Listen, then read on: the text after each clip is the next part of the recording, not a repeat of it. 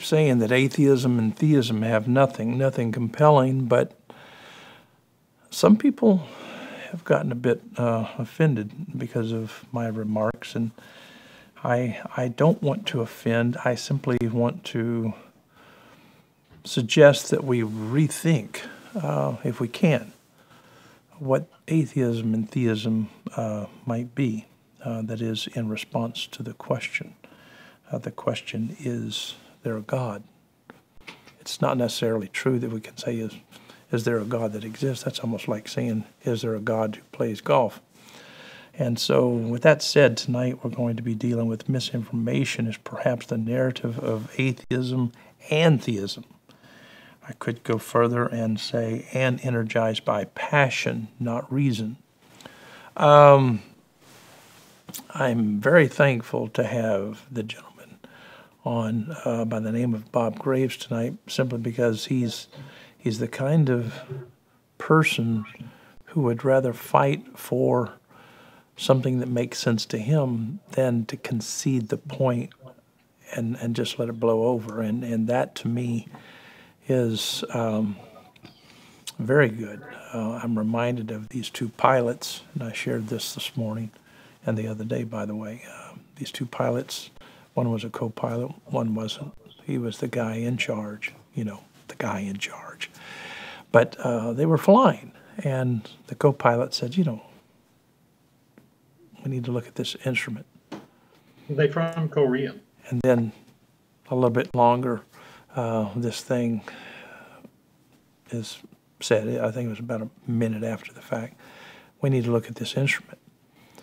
And then I think it was one more time. I stand to be corrected. It was 2 to 3 times that the co-pilot said, we need to look at this instrument.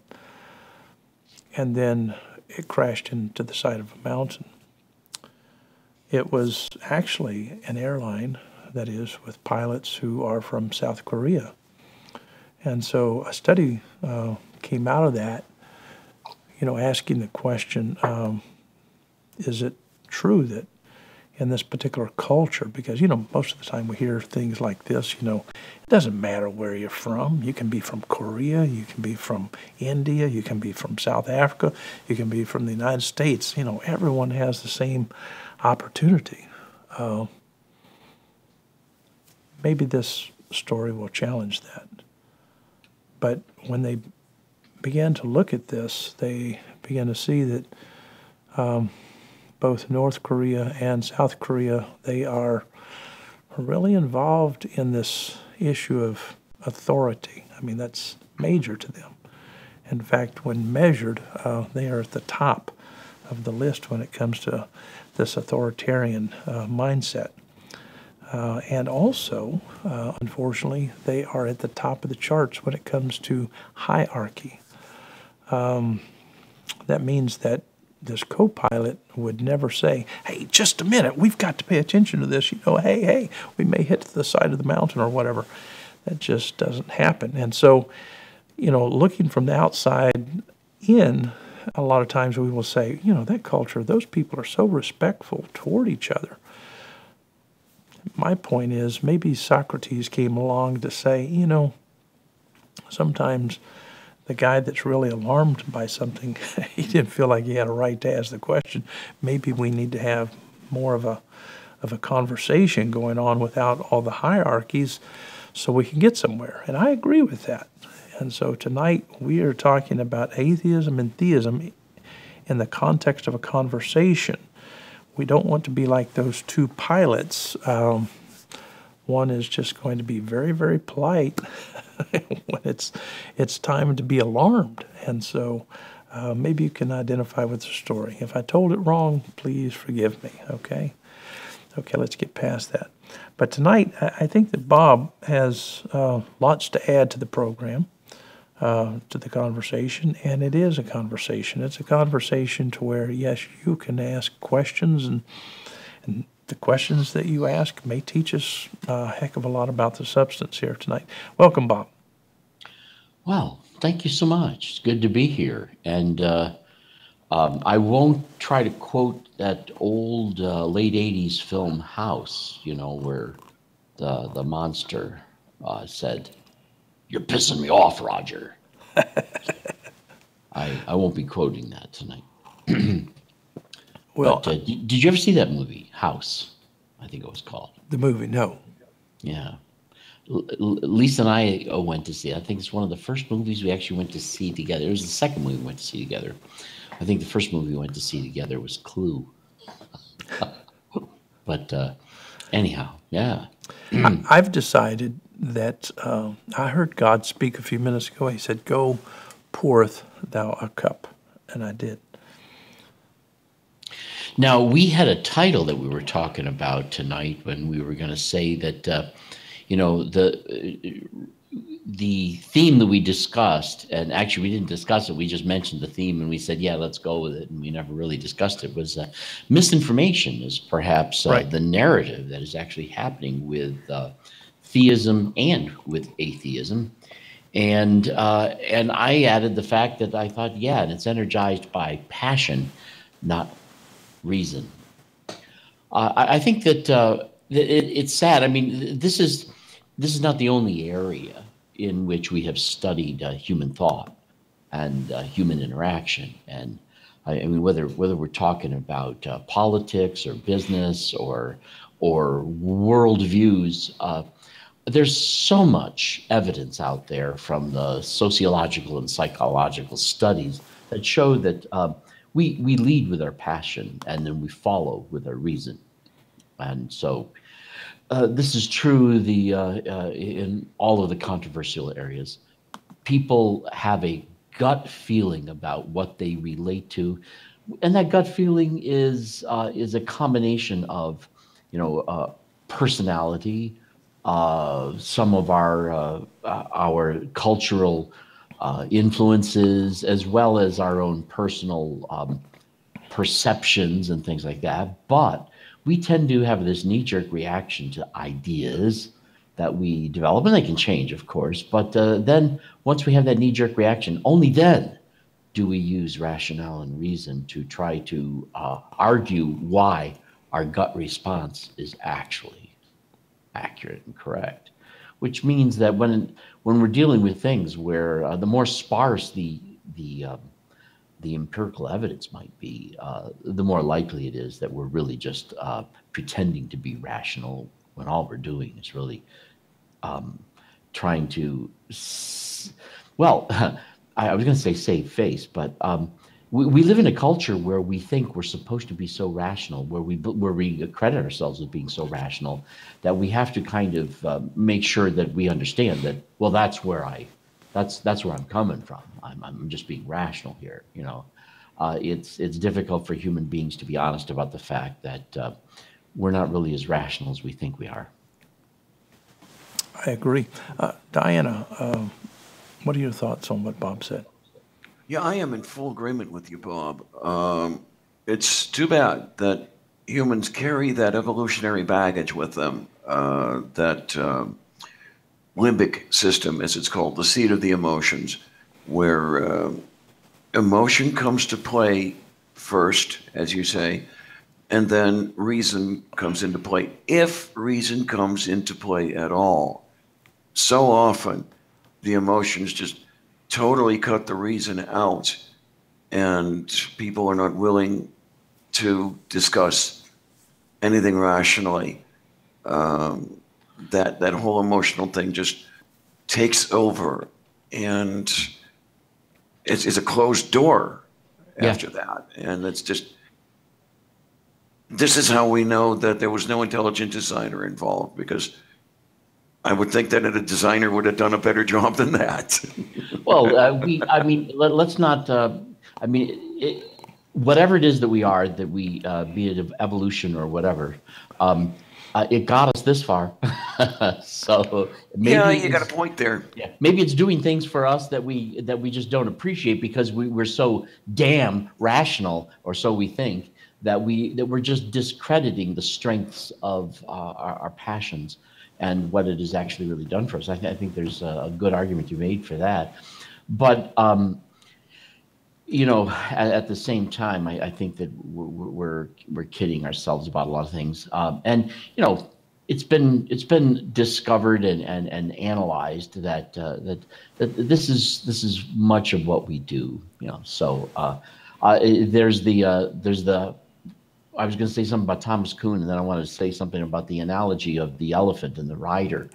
You know, that that's an analogy that's been used, that we're like riders on an elephant, where the elephant is all this passion, and we think we're guiding the elephant, but what we're doing is we're sitting on the elephant, justifying all the directions the elephant takes. You know, and what I was going to say about Thomas Kuhn is, doesn't Thomas Kuhn in his History and Philosophy of Science demonstrate that one of the interesting things about the history of science, I mean, because when it comes to science, that's something that prides itself in being very, very empirical, very rational, very whatever, is that there are times in scientific history where we're pursuing a particular idea, where there are certain theories put forth as to attempt to explain something we haven't quite gotten to where we understand. And there's a strong tendency for there to be a great deal of social interaction that creates tension and pressure for there to be a consensus.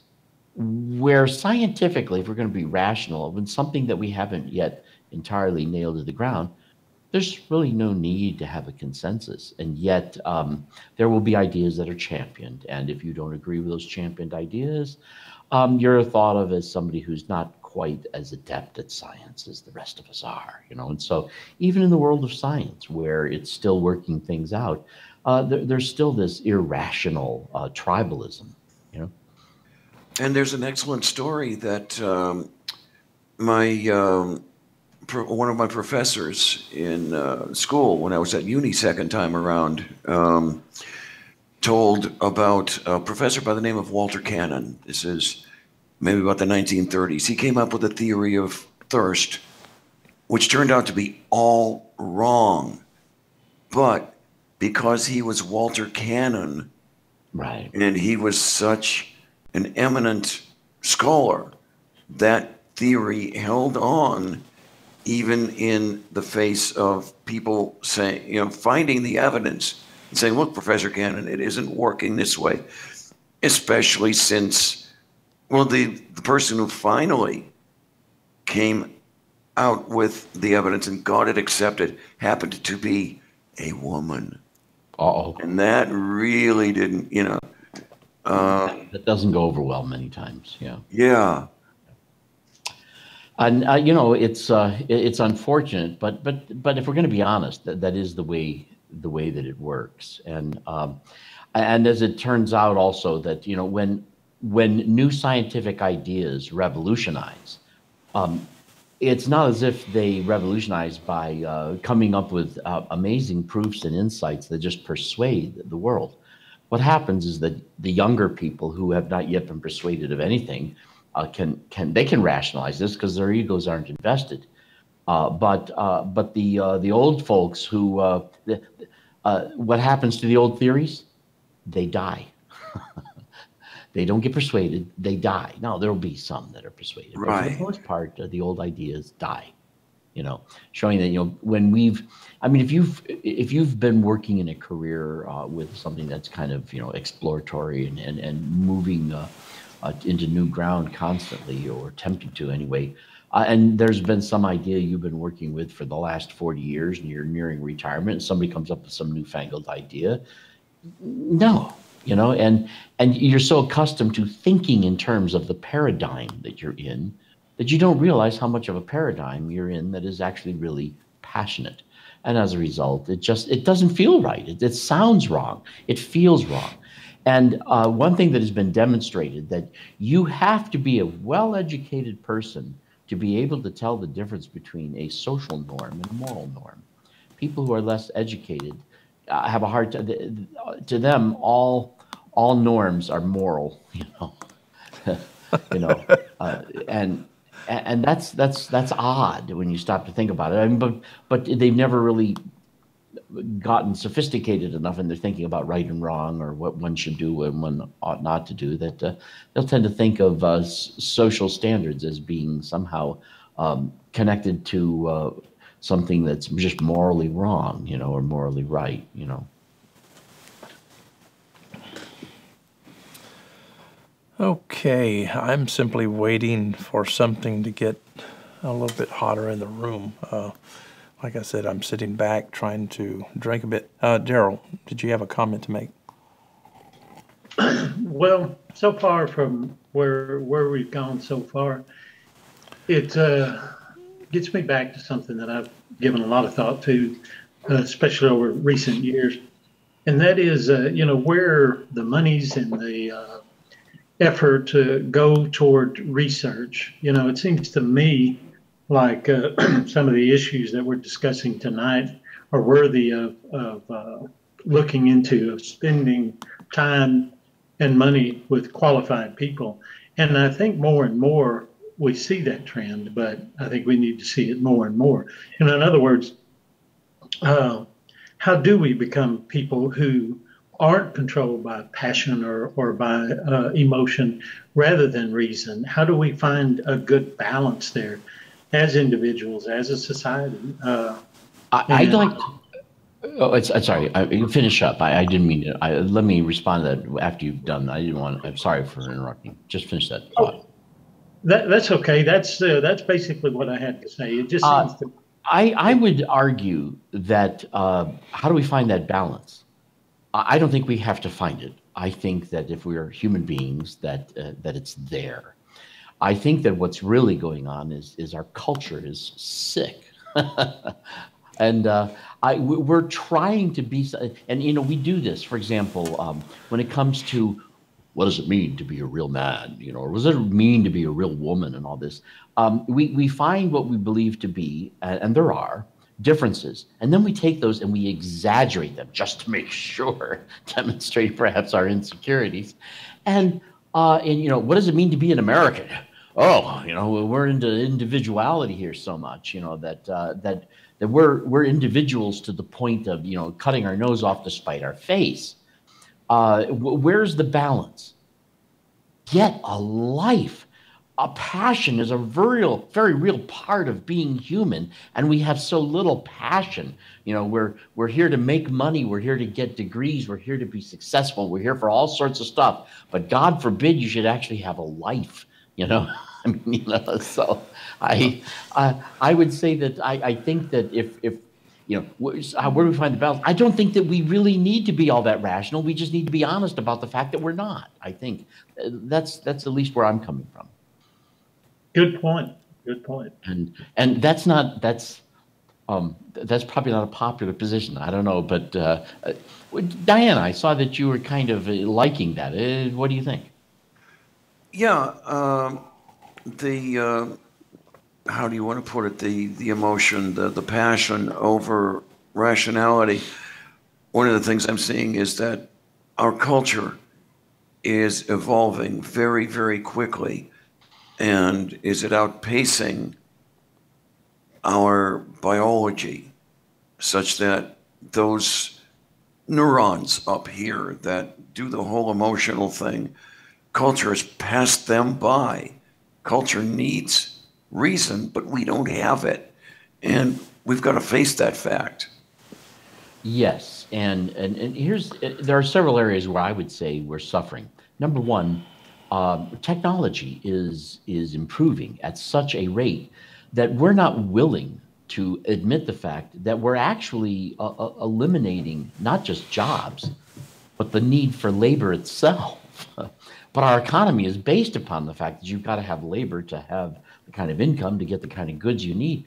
Well, I think that we're coming to a point now where we got to be honest about the fact that we do have a technology that can be extremely efficient, but we don't know what to do with that. That's why we're making things that have planned obsolescence in them.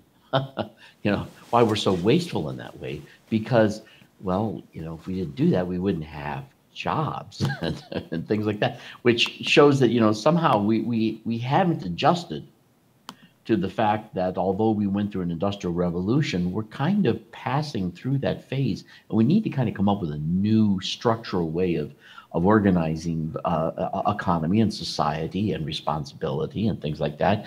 But that means upsetting the apple cart in a way that a lot of people aren't ready for. At least that's how I'm seeing it. And then you add to that other things like education. we have been focusing on ways of improving education, but I think we're kidding ourselves. What we're really doing is we're studying how to improve education for people who are academically oriented. And then when we find the kids who are not academically oriented, instead of accepting the fact that they're human beings, we call them disordered and we give them drugs to try to turn them into academically oriented people. And not everyone is, you know. And so as a result, there's this thing called attention deficit hyperactivity disorder. Now, I certainly don't deny the fact that there are children who come with these qualities that we identify as that, but I absolutely deny that it's a disorder. I think what we're doing is we're creating an educational environment where it's artificial. It isn't really meant for human beings. It only fits some human beings. And I think for those that it fits, that's wonderful. But to try to make everybody a potential PhD and CEO is actually it's counter to who and what we are as human beings. We're not trying to create a culture here that is really optimal for being human. We're trying to create a culture that's optimal for the things we've learned to value, and that actually create more of a hierarchy and a division of equitability and what have you. So I really think that we're kidding ourselves, because in my opinion, the whole thing becomes insane after a while, particularly with all these kids we're drugging today.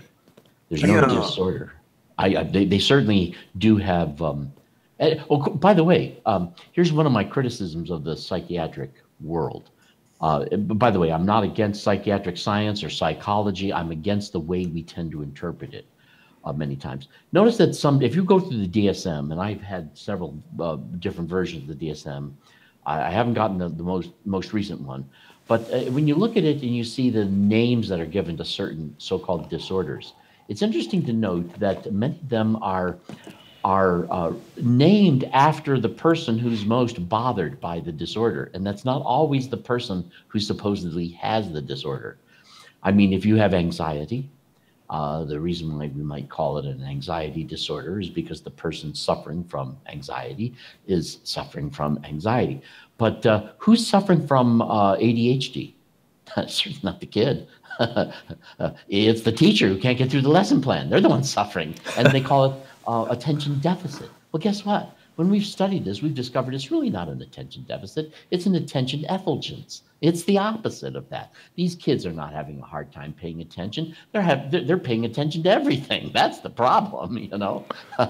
and so the teacher's saying, well, I don't want them to pay attention to everything. I want them to pay attention to my lesson. And this shows the bias in this concept here that I think ought to stand out when you go, when you realize what I'm saying here. They call it attention deficit disorder, as if paying attention to the teacher is the only thing in your life worth doing.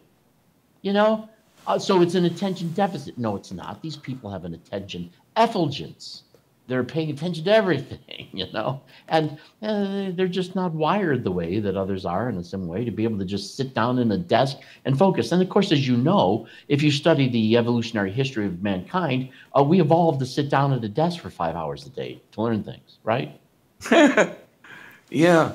And well, the other thing I've discovered, when you're saying misnaming disorders and calling things disorders that aren't, that hits home here when you talk about gender dysphoria, confusion. I'm not confused. I know who I am. Mm-hmm. Other people are sometimes a little bit confused, but I'm the one who has to get treated. Now, part of that is the way the healthcare system is arranged. Oh, in order to get whatever treatment you need, you have to have a diagnosis. Right. But then there is that other part too, where this is called a disorder because some other people aren't comfortable with it. You're right. Yeah. And the other thing about this that is unfortunate is this: we get political about it.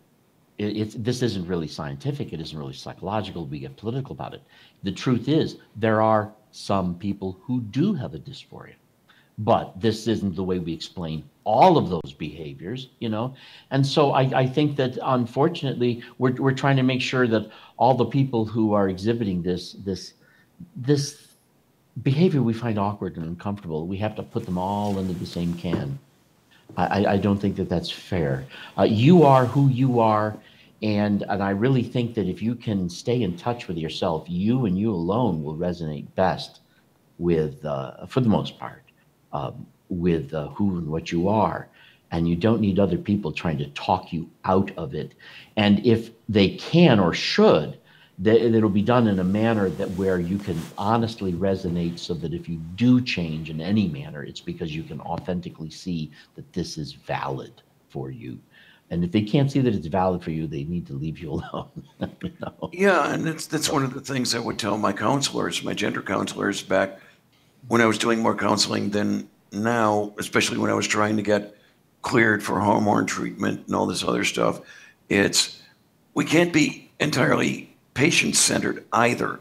Let's sit down and talk and see if this is really what the person needs and wants. What do you have to might lose? not be. Yeah, nothing. Yeah. I second guess myself all the time. Here's something that's odd, and people might misunderstand me when I say this. I'm really disturbed over the way they took homosexuality out of the DSM. Now, not because I think homosexuality is a disorder. I don't. It should have never been considered a disorder in the first place, perhaps. But when they decided to change it, they did it because they took a vote. And some say, well, we've been trying to work on this and change it. We're not getting anywhere, Well, we've been trying to work on pancreatic cancer for a long time. We're not getting anywhere. Is that no longer a disease, And so the reasons that they gave for getting rid of that were, in my opinion, extremely non-psychiatric or psychological, which I think demonstrates the fact that I think that in many ways, not in all ways, like I said, I believe in the science of psychology, but I don't think that we are as scientific with it as we pretend. I think we have a lot of sometimes disorders that are really just people who don't fly the beaten path that the rest of us do, and we don't like it, and so we have to somehow make them feel as though they're an embarrassment to the rest of us, or they need to be fixed or something, and that's not necessarily so, and so it just adds confusion to confusion. Let me does that make sense? Yeah. You're making a lot of sense. I'm enjoying this conversation much in every way. There have been some statements made here more recently, and you were involved in this thread on Facebook. You had made a comment concerning the burden of proof. If I read it, it goes like this: the concept of burden of proof is not without problems. I thought that was beautiful. Right. It seems to me the tradition of argument in philosophy and science creates a built-in resistance of hostility. It also encourages thinkers to become deeply invested in their ideas. This strikes me as counterproductive. To me, it makes more sense that I require an idea to be well-formed without regard to whether or not I feel as though I can personally embrace it as true. If an idea is well-formed, I can accept it as well-formed.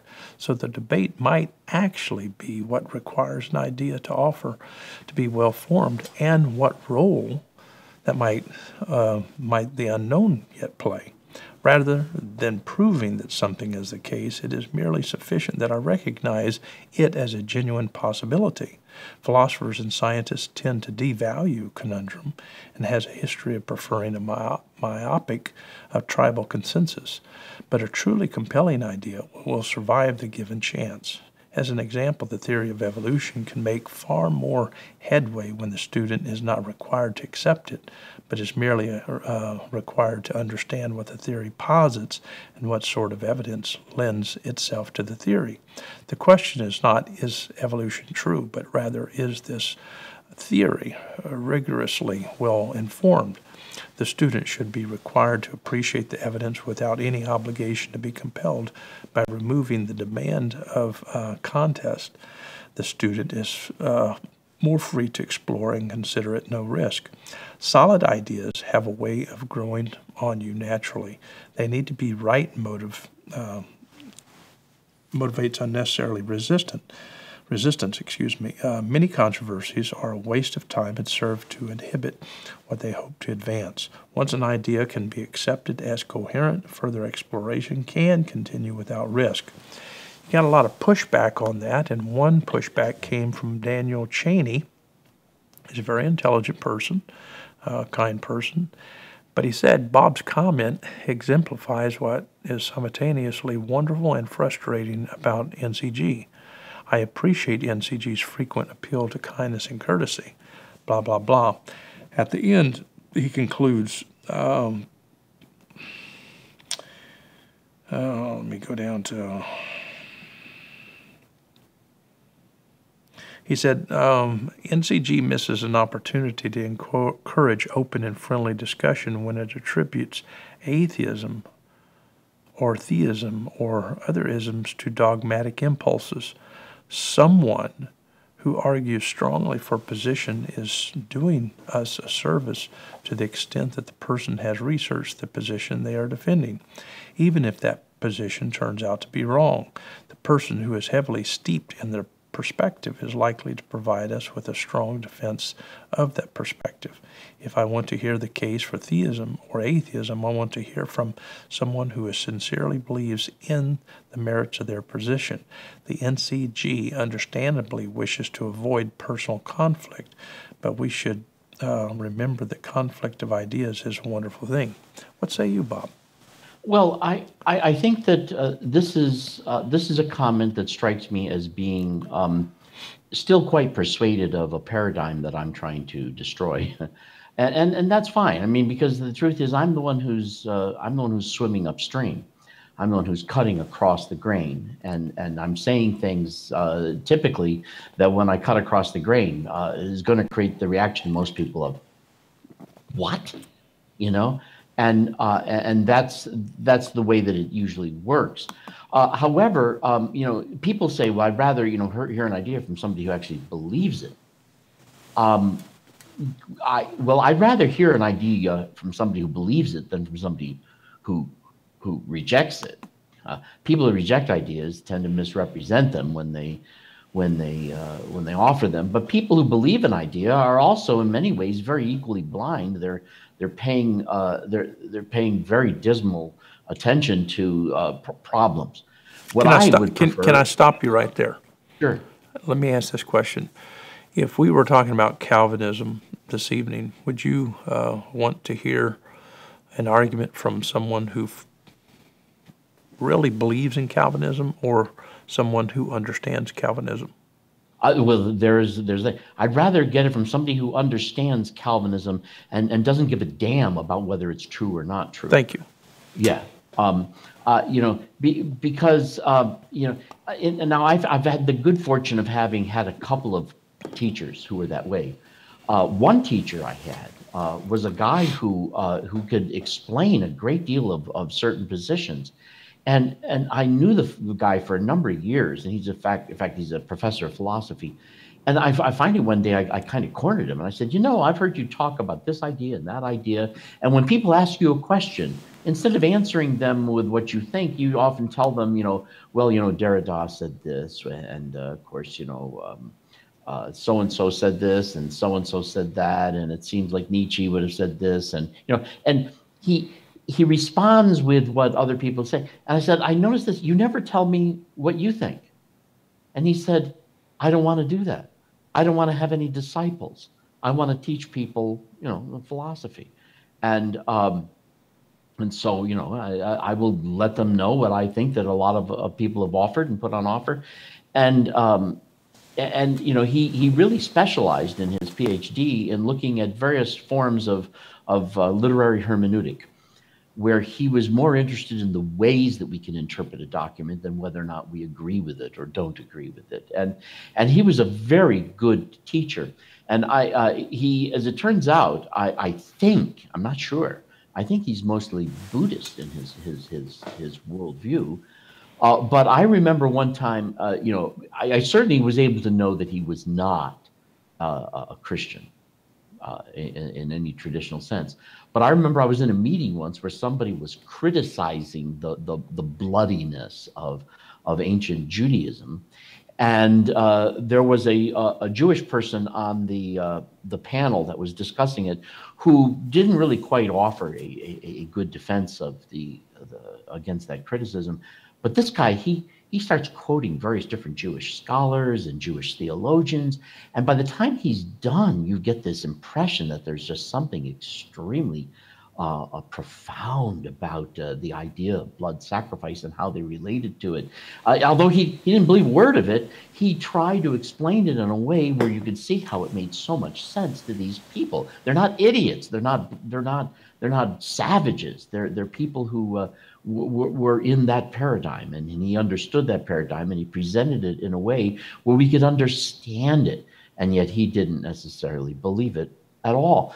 And I was quite impressed with this teacher's ability to not only grasp a wide variety of different ideas, but his ability to even persuade others that these ideas possessed merit, even if you don't buy into them. And I watched him do that many times. And I had another professor who, he'd give you a lecture, and he'd offer a lecture where he's teaching you a particular point of view. And by the end of the lecture, you're convinced that this guy, that's his point of view. And boy, did he do an excellent job of presenting it and defending it. And then you come back to the class the next time, and he offers another lecture, and he completely destroys the argument he gave you the last lecture. And you're like, what? And I think that I learned a great deal more from these people who really sought to understand these arguments, their weaknesses, their strengths, and et cetera. But not only that, when it comes to our grasping for truth, let's get beyond our own egos and realize that there are a number of things that no doubt are true and that we can know are true. But there's a lot of things that are true and we don't know what the truth is. We're just still grasping for it. We have a variety of theories. So what? Why do I have to have a conclusion on everything? I don't need to. And not only that, but it seems to me that if there is an idea out there that really possesses a great deal of merit, if I truly understand it, I'm committed to understanding it, even though I don't necessarily believe it or disbelieve it. In fact, I'd rather avoid believing and disbelieving it when I'm trying to understand it. Then as it grows on me, and I might find myself really kind of just submitting to it eventually as just the way that I see it. But if I really see that it has problems, I'm going to be honest about that, and I don't have to worry about that. But so I see this really as a form of tribalism. Now, I don't think that let me go back to one thing that he has also said that I think is true. We have very few people in this world who seem to be committed to understanding ideas. They seem to be really wanting to take sides. And that's a problem, because if they're going to take a side against it, chances are they're going to misrepresent the idea that they're not championing. And so that's not good. But and as for the rest of them, the best teachers out there are usually somebody who actually does believe something. But the person who is really interested in understanding things without necessarily believing them or not, that person is so rare that I think we actually have to experience that person before we begin to see, that really has a lot more going for it. Why can't I be multi-axial? Why can't I understand that there are competing theories out there with strengths and weaknesses? And this is an interesting development. I'm wondering how this is going to turn out. Why do I even have to take a side? Why do I even care what the truth is? If I can understand that we've grasped for things and we have a certain understanding of them, and that this understanding may lead us down a couple of different possible paths, so what? I really think we're better off being uncommitted in many of these things. Now, there's some things I think that we can't help but be committed to because we resonate with them so strongly that we will. Okay, fine. Let's be human. Let's not, but let's recognize that we're doing that too, And so I understand that I'm cutting across the typical path.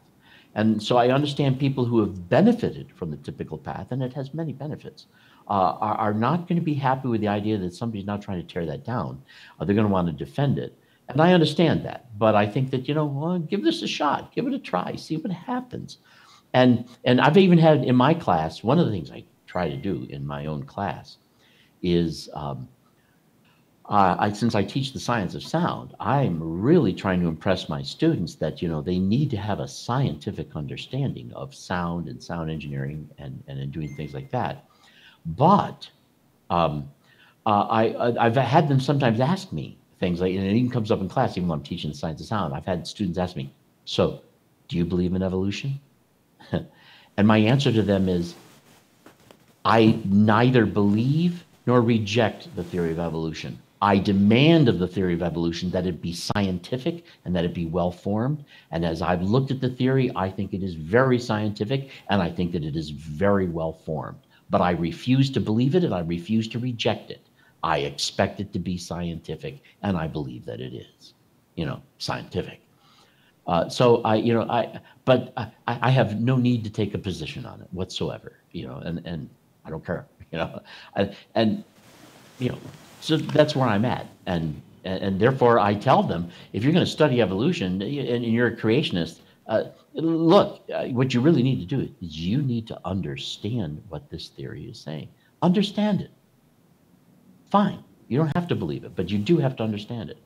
And there's a lot there to understand. It's a very, at this point in time in history, there's so much has been said about it, and so much coherent is put together. I think it's got its problems, but all theories have their problems, but that doesn't necessarily mean that we need to abandon them. Most philosophers these days look at belief in a very simple way. They look at it as a propositional attitude. It's in the context of being a mental state, of having an attitude or taking a stance, or if someone says, I've got a take on something, or I have an opinion about a proposition, or, the potential state of affairs or whatever, philosophers typically refer to that as a belief. Now, belief in and holding, let's say, like if the question were asked you, let me just ask you a question and you answer yes or no. Do you believe in science? That's an open-ended question that that is not clear what it, I do believe that the scientific approach is the most promising approach for us to work through an understanding of that which is empirical and that which is lends itself to that form of approach. That it's the best thing we've ever come up with, and it has led to a great deal of technological advancement. So I'm very much in favor of the process, and I do believe very much so that a scientific approach to trying to understand the world and the universe and the way that it lends itself to just such studies is just excellent, So, but do I believe that science is always leading us down to the right conclusions? I think that as time goes on, we get better at it. Yeah. Right.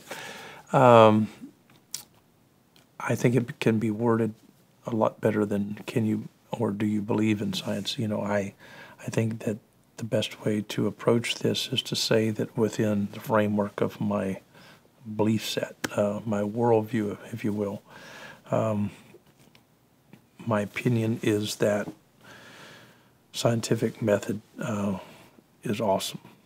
And so you're going to say, let's go for it. I mean, we're human after all. Certainly. And one of the things that the scientific method has been, we became aware of the fact of how easy we are persuaded by our biases, and therefore our biases do get in the way.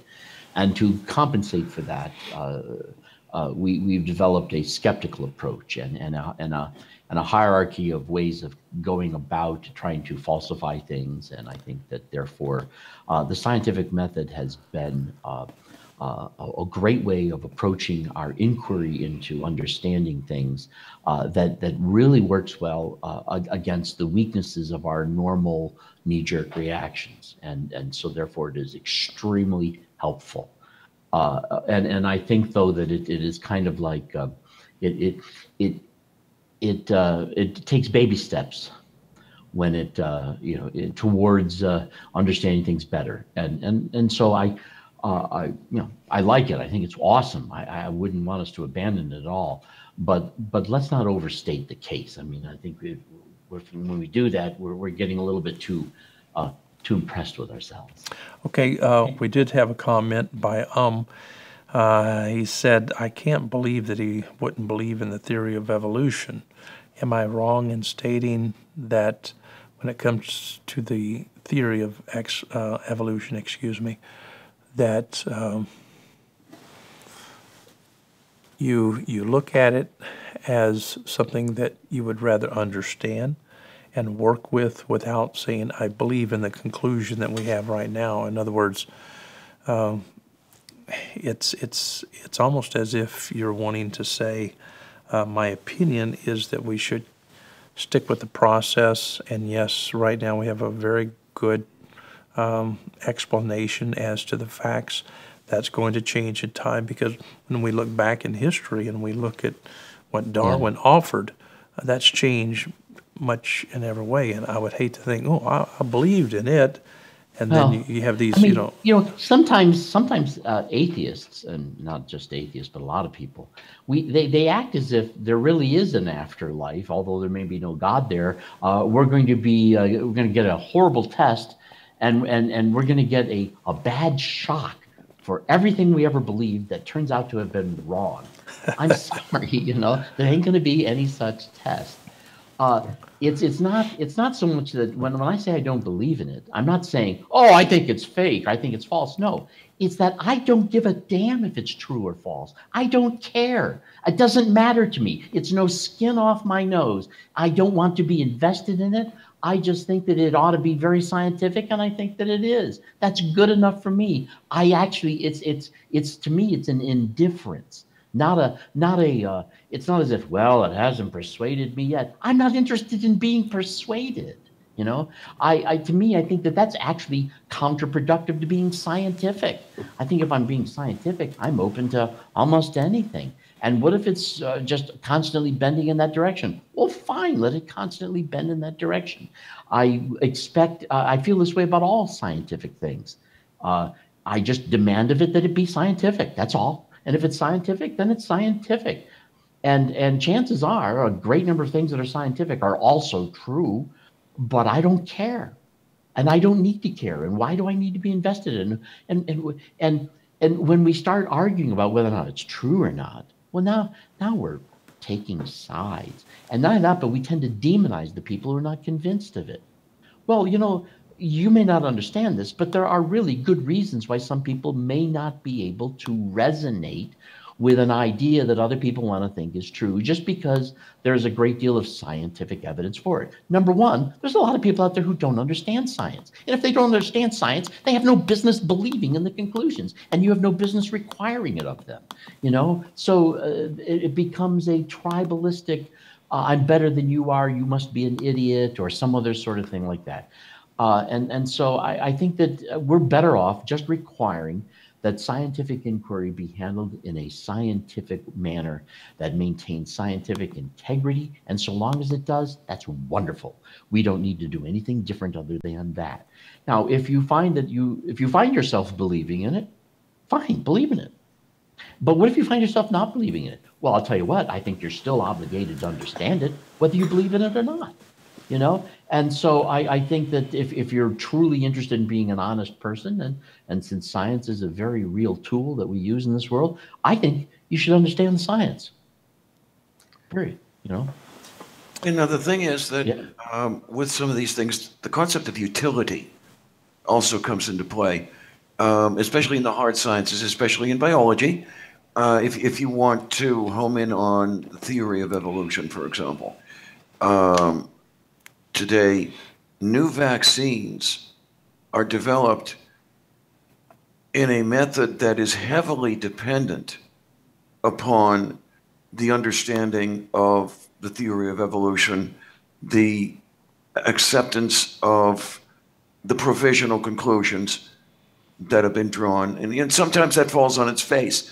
I think possibly this last flu vaccine may or may not be an example of that. But there is still that it's useful. It gives us good results. We can do good things with it. Now, if somebody else wants to say, well, I don't go for that, I don't believe that, so far so good until they actively interfere with the process of others studying and understanding it. Because now they're getting in the way of the good things we get from it, the utility we get from it. And when it comes to that, although I do think that putting, for example, we know that the flu vaccine is different every year because, according to this theory, it's evolving.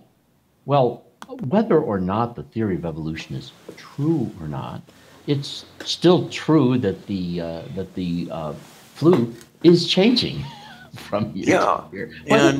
Whether you want to believe that, whether you want to think that this is a confirmation of the or just something very consistent with it, it doesn't really matter. Now, I do think that in some ways evolutionary psychology is getting a little bit weird, only because when people start positing that we have a certain psychological makeup because somehow this aided us in the process of replicability and natural selection, they're really just making stuff up. Now, if we did evolve, and it's probably very likely that we did, no doubt all of the psychological traits that we have are those that survived, but whether they're spandrels or useful for that evolution, we don't know, and it doesn't matter, so that it's helpful to understand that certainly our psychological makeup does operate through a biological hierarchy of things that we can learn a great deal by studying all the other animals that we are probably related to, and all that. So, I mean, there's use value here, but even that use value, I mean, there's a sense in which, Sir Isaac Newton got some things wrong that Einstein proved that he got wrong. But we can still use the Newtonian formulas to get ourselves to the moon and back. It still has use value, even. Oh, absolutely. Very few things are not happening at relativity speeds, at least to the way that we're aware of it. So, I mean, yes, I think. But by the way, this is also one of the reasons why I think that the scientific method is so awesome, because the use value of the scientific method is far superior to the use value of anything else we've done in an attempt to understand the context in which we find ourselves. Okay, I think it's far more useful than any other. I think some are misunderstanding what's being suggested, and let me see if I can get into the conversation a bit to make it a little bit more on the simple side. Skeptical Jed, excuse me. You're a wonderful person. I love having you here, much in every way. You said evolution is yet to be proven wrong. Let's look at it this way. I think what Bob is saying, and I do agree with many of the things he's saying, simply because Bob looks at evolution as in flux. He's not willing to say the theory of evolution today is like it was, let's say, back in the days of Darwin. He's looking at this as an explanation, and when you look at all the facts, we have so many more facts that we're looking at today than yesterday, if that makes sense. And so this is not an issue of right and wrong in Bob's mind. This is an issue of utilizing scientific method and practice. For instance, in linguistics, if I were to go to say lexical theory, and if I were trying to deal with a rootstock, if I dealt with the rootstock lu, and I tried to tease out what that would look like if it were inflected as luo, I could suggest two models, and this is typically where people go. I could say I loose or I destroy. Point being,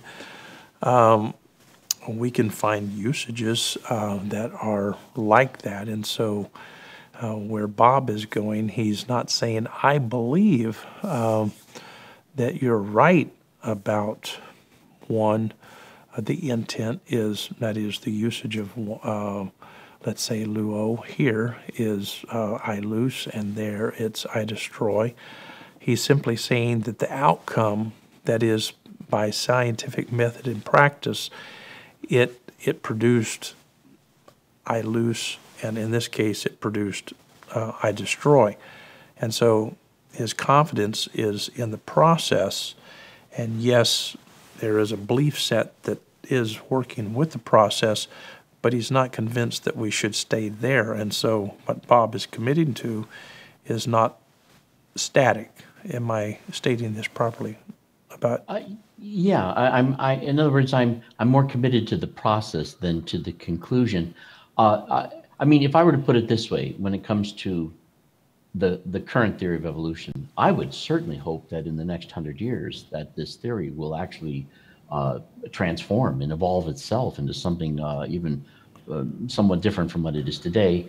And if it turns out that the current theory of evolution is wrong, chances are that what the truth is something so much like it that it's very understandable why we were down this other path for as long as we were. right. So so I'm not I'm not like one of these creationists who has to try to find every way of just disemboweling the theory. No, Right. I think the theory is actually well formed, and I think that it represents an insight into what's going on.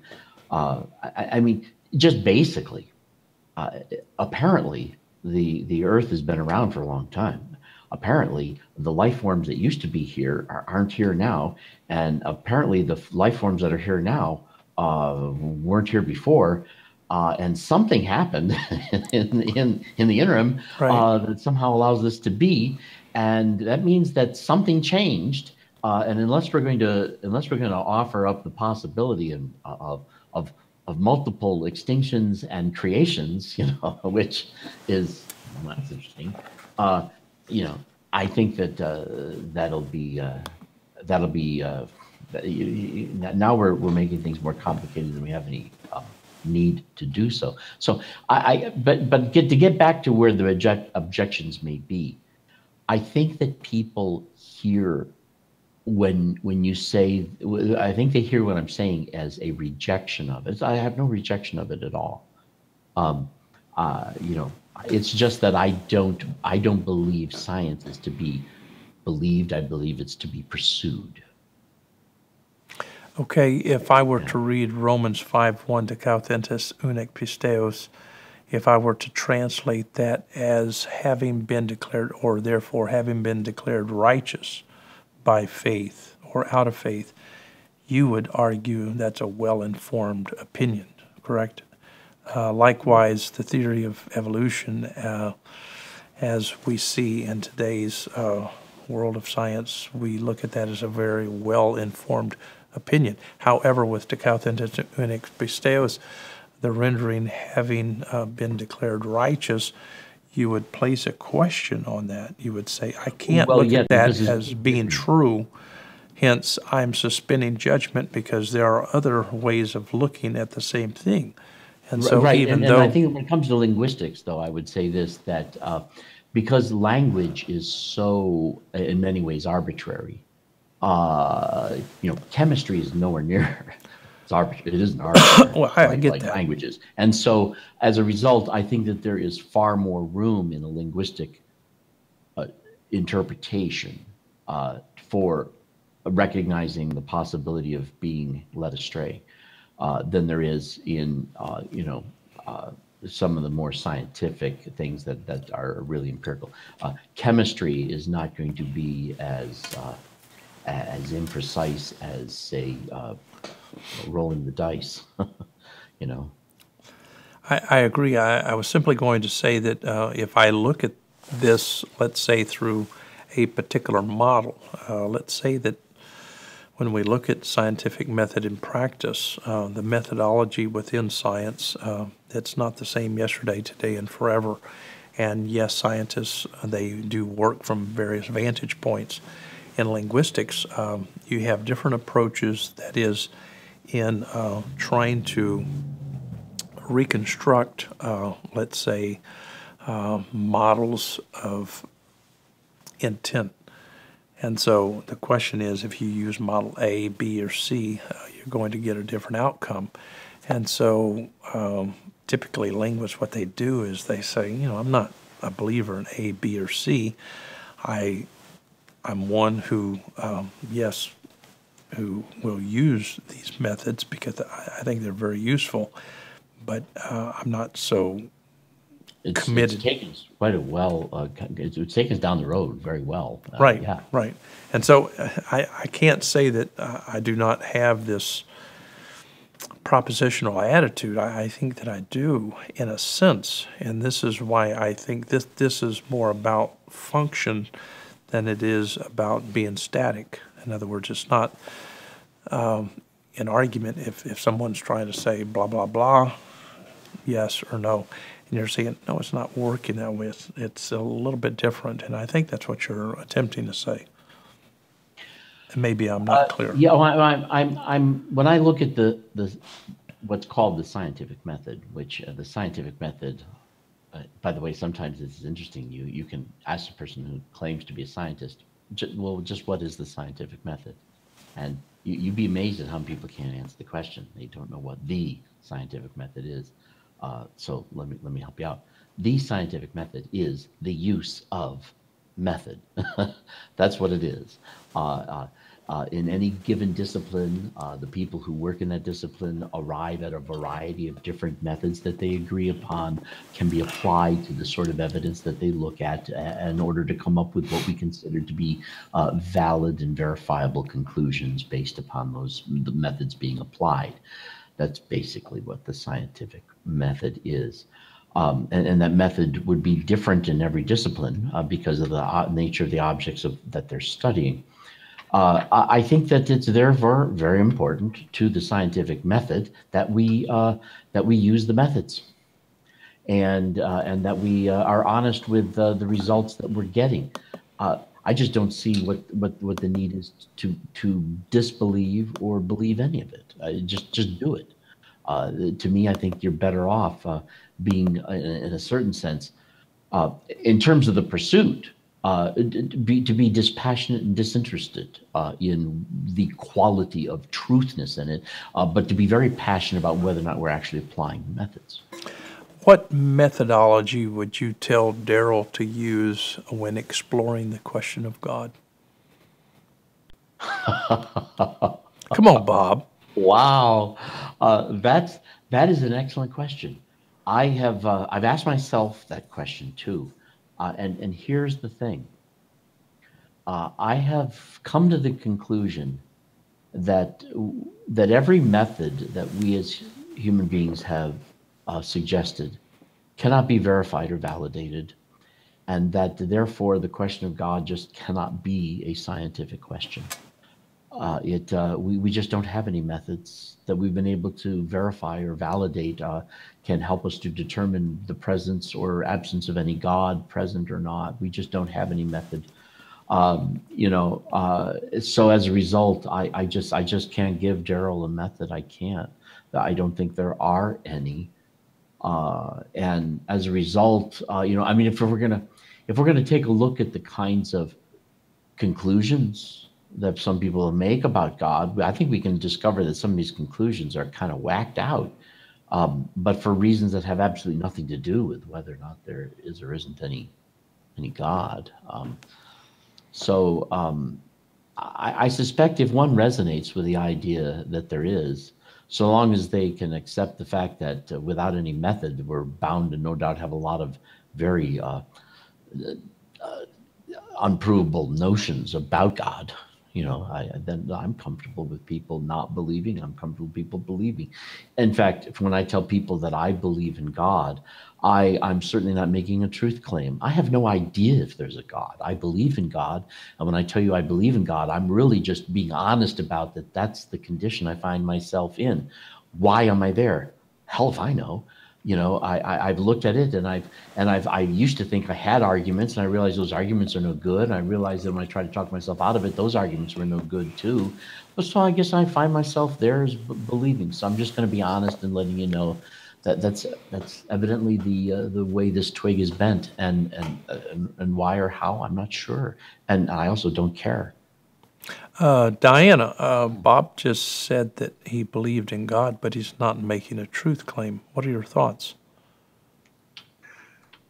I guess that's a good way to look at it.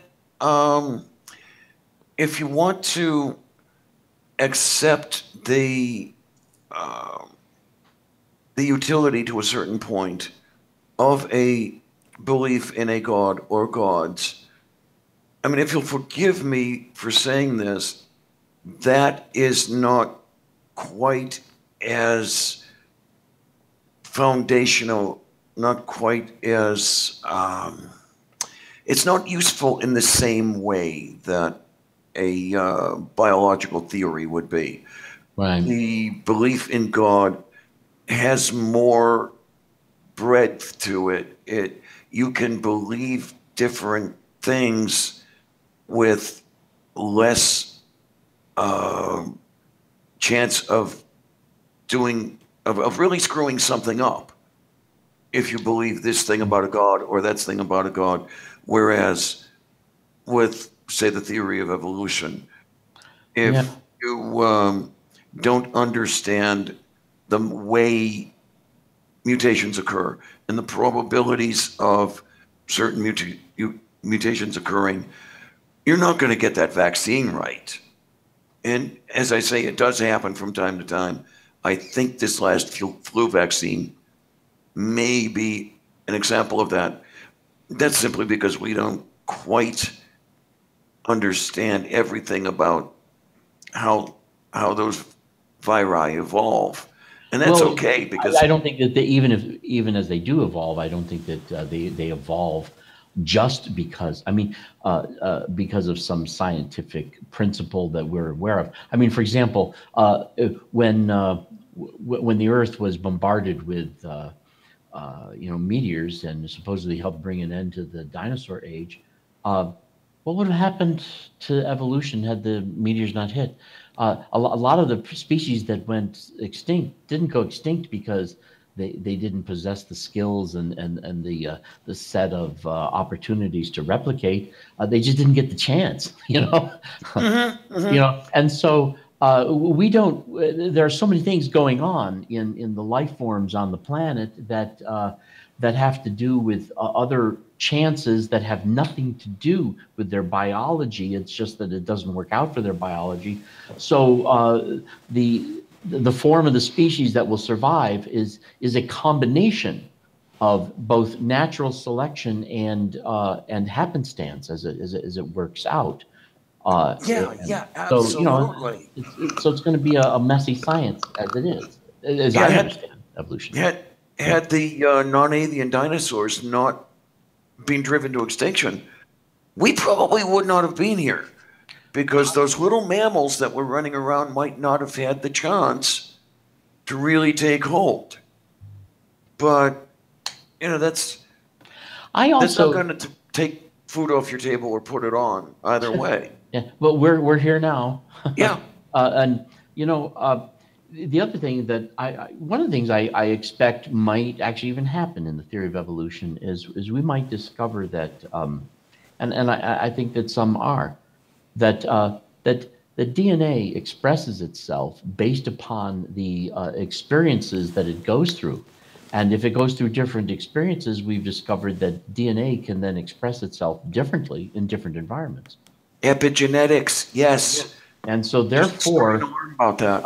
And so therefore, it's quite possible that I wonder sometimes if the environment of the Earth becomes so stressed that the DNA has a long time ago developed this ability to come up with some radical rearrangements to see what might survive, and that this could be part of the explanation for why we went through some changes that were not all of them were as radical, but we've definitely been through various different phases and stages as to just what sort of life predominated on the planet. And so, there's all kinds of things that may be going on. And because of that, that's why I say that, that appears to be the story. Now, let me offer something else. I don't believe this, but I offer it as something that is a problem. Two things let me offer as a problem. Number one is let's just posit the idea, and I'm certainly not championing it, and I don't believe it. Let's pretend that God created the entire universe 5 minutes ago. And in order to give it a certain ecological balance and all this, he created it with its apparent history and all of our memories and this and that. Now, if God did that, then he did. And, that's just, now there's no way to prove that, and there's no way to disprove it. And I don't know that there's anything to recommend believing it, but if it were true, then it is true. Sorry, yeah. It just is, Mm-hmm. And as a result, if there was a God that created the earth and used an intelligent design, I'm pretty sure he didn't use an intelligent design that was just nicely, conveniently congruent with the Bible. But whatever, if there was a recent creation, I'm sure it was something that was more along the lines of what evolution appears to be. There you go. And so I would rather take the theory of evolution as the interpretive text that a God would have used in a more recent creation, if that was the case. I certainly don't believe that there's any reason to demand that, but I also don't see any reason why we would have to reject that as an idea. It's possible, and there's no way, So I mean, these are other possibilities that we cannot. Because if that was a possibility, then anything we could apply from the theory of evolution still applies, absolutely, just as much. Anyway. Yeah, and we would look at things, and even though they were not, it would appear that they were. We wouldn't know the difference, as you said. Right, the design would still be there as if. One could even take a look at the biblical text. Adam is created as an adult, not as a baby. Well, were his teeth unworn? If your teeth didn't wear down, they wouldn't fit in your mouth. So Adam is evidently, in the biblical text, created with all the appearance of age. So when God says, "Let there be light," or he forms the earth, or supposedly, not that I take that as the literal attempt of even the text, but are we supposed to imagine that everything's created brand spanking new? There's nothing in the text to tell us that we have to think of it that way. And in many ways, I think that the literal interpretation of the Bible, these people are creating a problem for themselves they don't really need. But the question I have is, did Adam have a navel? He probably couldn't have had one unless it was just there by design. And in fact, there was a joke I seem to remember reading way back in the late 60s, where that joke was going around that people think they found Adam and Eve buried in the ice up in the Arctic. How do we know it was them? And the answer, the riddle, was that, well, they didn't have a navel. Yeah. Bob, let's and Daryl jump into the conversation. Your voice is needed, much so in this show. Are you there? I'm here, and I've been waiting for the opportunity. I'd like to, at the risk of seeming like I'm changing the subject, I'm really not. I want to throw out an example that I think might lend support to some of the things that Bob has been saying. Years ago, I knew a couple. I consider them friends of mine. It was an elderly black couple, and of course, I live in Southeast Texas. And I meant to preface this story by stating the fact that I think all of us here and NCG likes to be represented as people who are compassionate and humanist. Back to this couple, it was an elderly couple that lived down a dirt road in the woods. And they had no source of water. The only source of heat they had was firewood, but they didn't have firewood. And they were up in age and couldn't provide these things for themselves. So I would haul them buckets of water. I would haul them firewood. And of course, they appreciated this very much. But we would get into conversation from time to time, and I don't remember how it came up, but at one time well, we were talking about the space exploration. Something came up, maybe something that just happened, and I was saying something about it. I don't remember. But anyway, the lady replied back and said, I don't believe anyone's ever gone up into space. Said, that's all done in Hollywood. There is no such thing as that. And it kind of caught me off guard, and I thought, okay. I said, well, let me ask you this. Do you believe the earth is flat? And it just kind of came to my mind, you know. And she responded, yes, I do. Now, my question would be to Bob. Do you think it would have been necessary or important that I try to convince this couple that men really had been up in space and that the earth really wasn't flat? I mean, what would have been the significance in this case? Yeah, I hear you. First of all, so what? You know, some people who are not as familiar with all of the history of science and the methods of science are not going to be as impressed with some of the things, particularly if they strike them as being outlandish. So what? So, you know, they don't understand these things. That's okay. I remember one time reading an article along those same lines where they're dealing with a village that in Africa, a village deeply embedded in the jungle that was not really much in contact with the rest of civilization. And they're struggling, of course, with AIDS. And they tried to, they had to learn the language and try to work with these people and try to help them. And these people had a witch doctor, and they would go to the witch doctor to try to help them with the AIDS. And these people finally concluded that these people just didn't, they just didn't have any respect for science. Well, of course they didn't have any respect for science. They've never learned science. And the way you learn science is not by telling them what science has decided.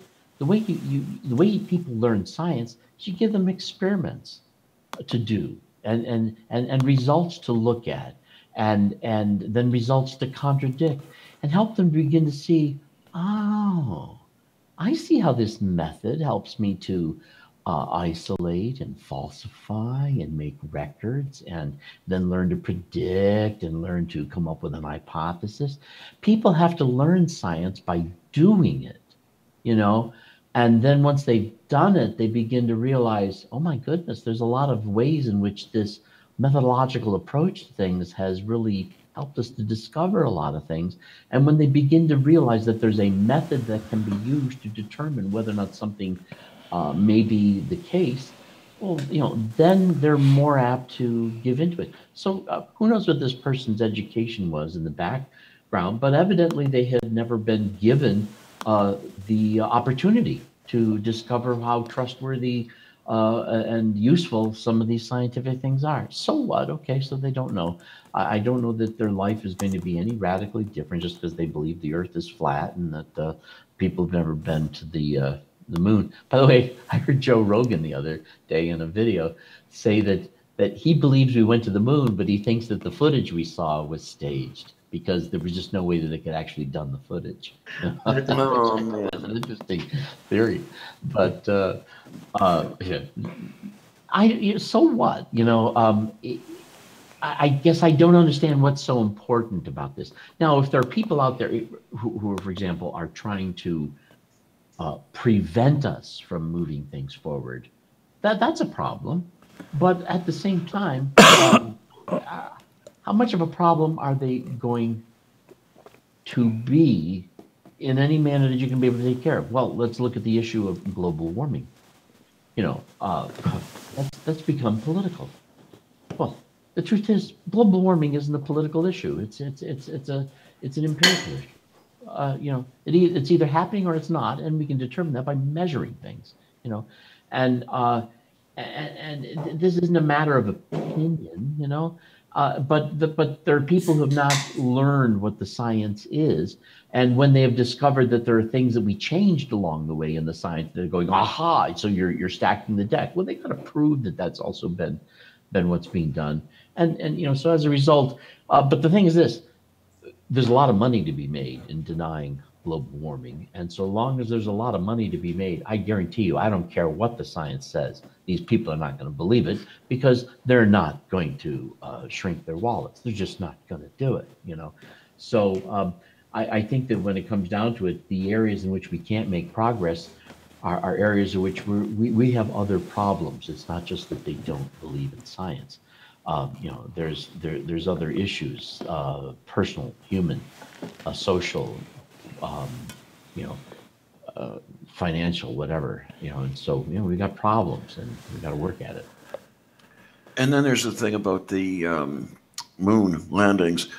When people tell me that they don't believe that we landed on the moon, I'll tell them, look, Stanley Kubrick filmed the moon landings, but he's such a stickler about detail that he insisted on doing it on location.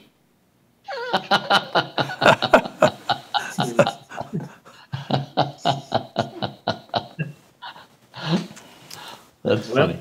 Now we know it happened. Yeah.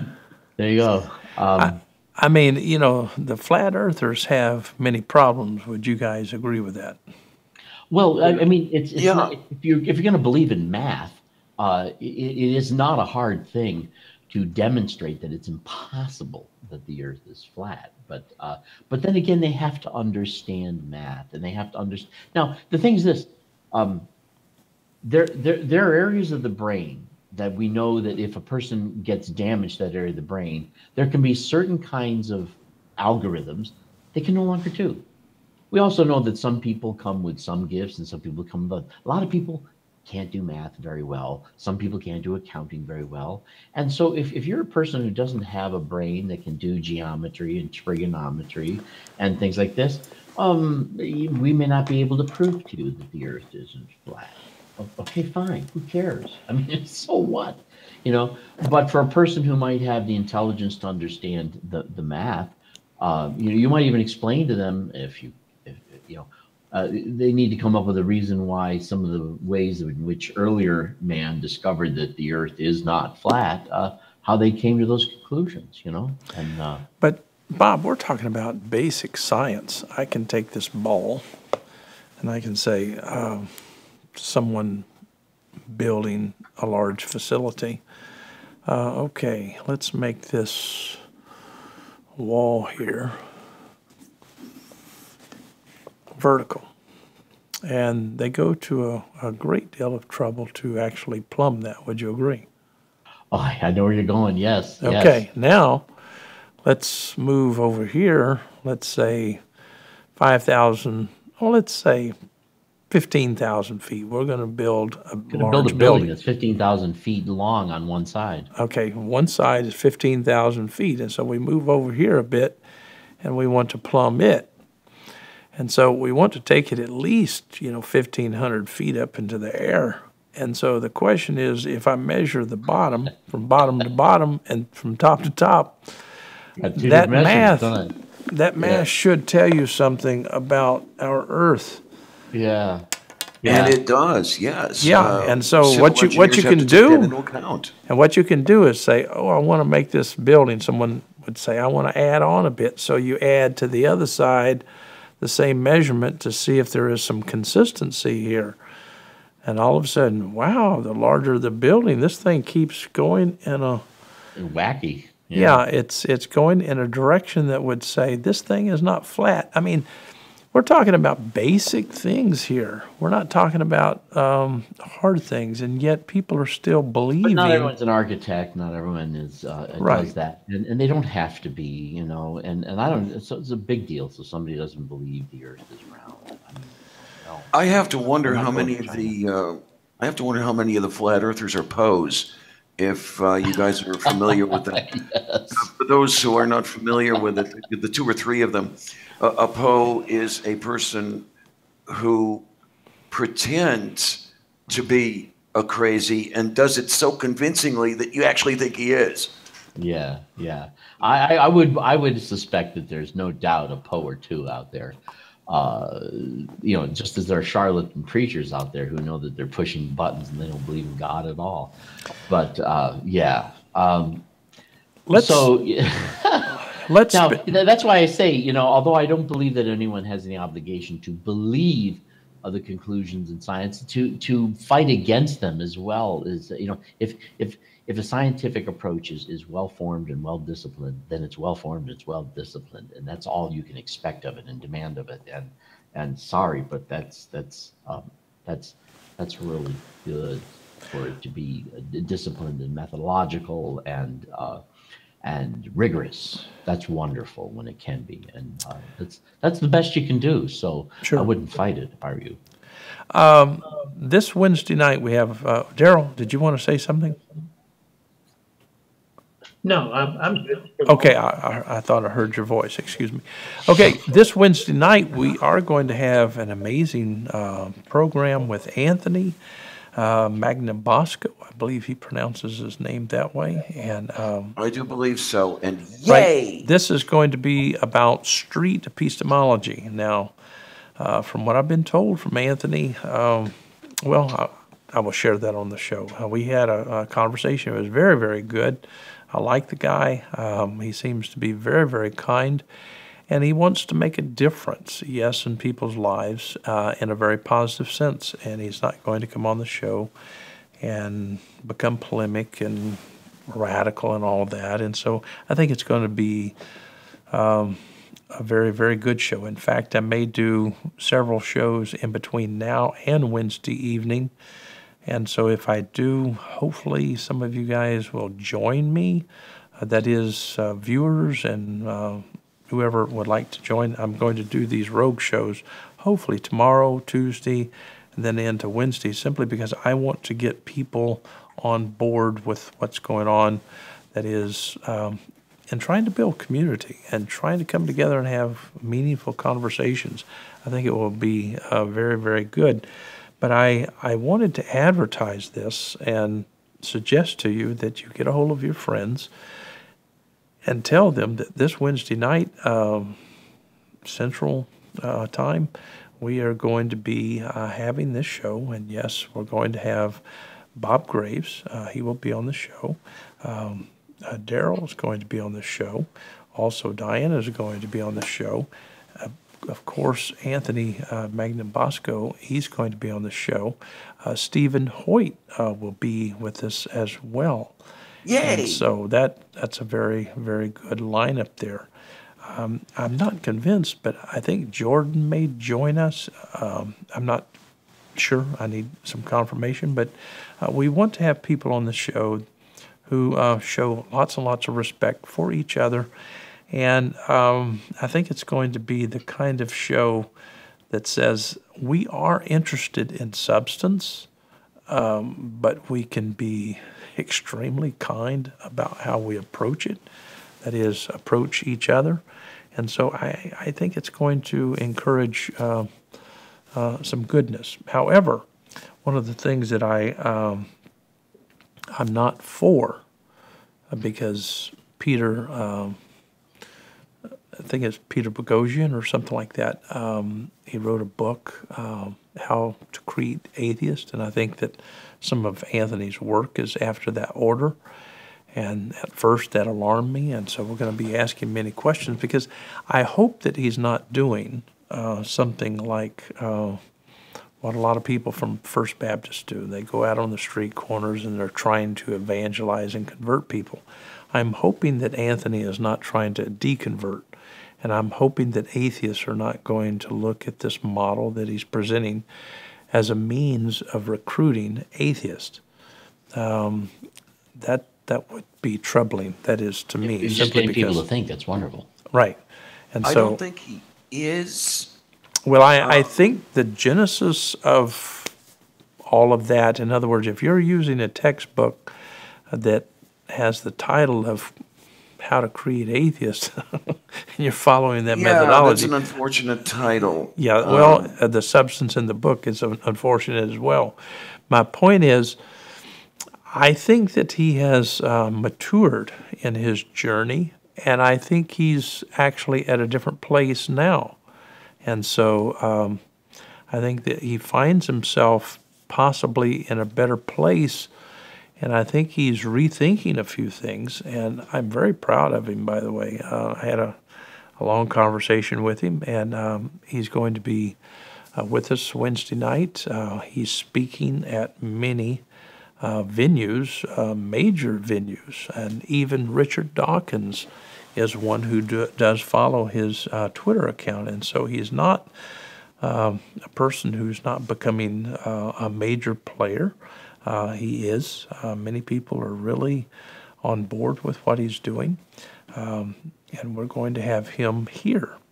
And I've got some good news to share with you in the next few days, simply because we have some of the more popular people in certain categories, and I'm not going to mention their names or the times or whatever, but they are coming to the place. And so we have backed off to reset, or pivot, if you will, because we wanted to do a reset in order for us to say this is not about the great debate for us. Many people are about the great debate. The great debate is subsequent to what we're doing. In other words, it's over here. We're going to talk about God, not God, time to time. But most of what we want to do, we want to build meaningful community. We want to talk a lot about science, but we want to talk a lot about the arts and where people are. We want to raise the bar on compassionism. We want to raise the bar on humanism. We want to raise the bar in a manner in which atheists and theists and agnostics, everyone can actually get along, possibly forget about our isms and come together and start looking at the same facts and start, finding out what scientific modeling and measurement and methodology is all about. And so that's NCG. And so we're not afraid at all of the substance. We want substantive. We don't mind the conflict. We don't mind the multi-axial. We keep emphasizing being multi-axial. And I think that Mr. Cheney failed to understand that, simply because being multi-axial simply means that Bob is simply saying he has conundrums that he lives with. And so things are in conflict, namely inside of Bob's brain. He admits to it. So do I. Well, I don't know that I would even use the word conflict, Well, I get that. I'm just using his words to make it somewhat... I'm aware of the fact that there's more than one coherent story for a lot of things, and I'm totally comfortable with that. Sure. I don't feel a need to pick or choose. Right. But I think that, the days in which we have the Cold War existed, and that seems like it's alive and well today. I'm not in favor of a Cold War approach to how we have shows, and so maybe our warmth, that is our willingness to be so friendly, kind, patient, and yet get into the substance to the best of our ability, makes sense to you. If it does, please encourage other people to subscribe, get involved, support NCG, and you can do so by just checking out ncgstudios.tv. We'd love to have your support on a monthly basis, simply because it takes a lot of time, effort, money to do everything that we're doing, and we are going to be doing much, much, much, much more. And so, yes, you're going to see some, in my opinion, very famous people coming along within the coming months, and I'm excited about it. I guess I've been pitching. I hate to advertise, Bob. That's something that I don't like doing. I feel uncomfortable. I can tell you don't like doing it because you kind of you ramble through it as if you really wanted to say something but didn't want to say it at the same time. Yeah, So I would say it this way: keep your eyes glued here. Some exciting things are coming up. There you go. Yeah. And take a drink. Yeah. And it's what I said was almost as effective as when Jim Carrey says cinnamon. If you saw that on Jay Leno. Daryl, when are you going to sing that song, Love is Keeping Us Alive? Oh, I got to learn it first. Remember, we were going to try to make it sound good if possible before I actually, put it out there. I tell you what, you have a voice, and if people could hear you in person, they would say, wow, what is Daryl doing painting? Tell us a little bit about Tom, one of your, how many sons do you have? 1,200, 1,300, something like that, but he went to Carnegie Hall and sang, correct? He did. And we're, of course, very proud of him. It was a very unique opportunity for him, and we're just thankful that he got the opportunity. He's advancing his studies. He's a registered nurse down in Houston now at a fairly major hospital there, and he's back taking piano lessons and is fixing to apply for a scholarship at the University of Houston and try to advance his medical studies and at the same time advance his piano skills. So we're just behind him all the way and can't wait to see how far he can go. Now, you have another son in Nashville, and he happens to be a musician as well. How's that going for him there? Extremely well. He did a recital recently and played a very difficult piece. He's got an excellent teacher there, and we're hoping that maybe he'll find some sort of open door or opportunity to express that. And so, right. Now, your other son, and you have many, he's in Dallas, and he's also a musician. How's that going? well, he's not pursuing anything musical right now, but he's doing very well, holding his own. He has some skill and ability, but not like his twin brother that's in Nashville. So, I got that. Okay, well, we're so proud of all of your children. I don't want to leave Stephen out. I heard that he put together an amazing thing for a particular church here more recently that is in an Easter context. He did very, very well in putting that together. I'm very proud of him for doing that.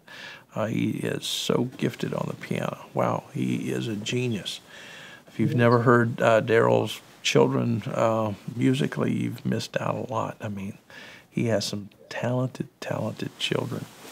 And at some point, we need to get your wife on the show and let her sing some of the songs that she has written. I mean, she's amazing, better than Dottie Rambo. she is much better. Yeah, yeah. Many people don't even know who I'm talking about when it comes to Dottie Rambo, but let me tell you something. That lady could write some songs. Yeah, she could. Yeah. Okay, Bob, final comment? Well, not really. Just good to be here, and it'll be here a rare occurrence on Wednesday for me. But if I were to give you a final comment, it would be this. Sometimes when people try to defend an idea, they realize that although they're very committed to an idea, when you ask them, to fine tune it, they start to hem and haw, and they start to rationalize. I would ask this question for people who are not sure about what it was I was offering before. What if you have a person who is not interested in believing or disbelieving something, but simply understands and recognizes what the claim is and why the claim is made? Why would you have a problem with that? And what problem do you think you're having that's the difference between a person who genuinely understands an idea, but neither believes nor disbelieves it necessarily, but they genuinely understand it, and somebody who understands it and believes it? What's the difference between these people, and what problem do you have with that? I think that you're going to find that you're going to be making stuff up when you try to see what the problem might be. if a person truly understands an idea and recognizes that that idea is very well formed, what more can you ask of them? You know, it was, I think, F.R. Tennant who stated something about faith that is in sub and non-doxastic venture, that you could have faith and yet not belief. And this was, in a sense, a cognitive operation that allowed you to work that is in process. And so, let's get out of here. Good night. Good night, all.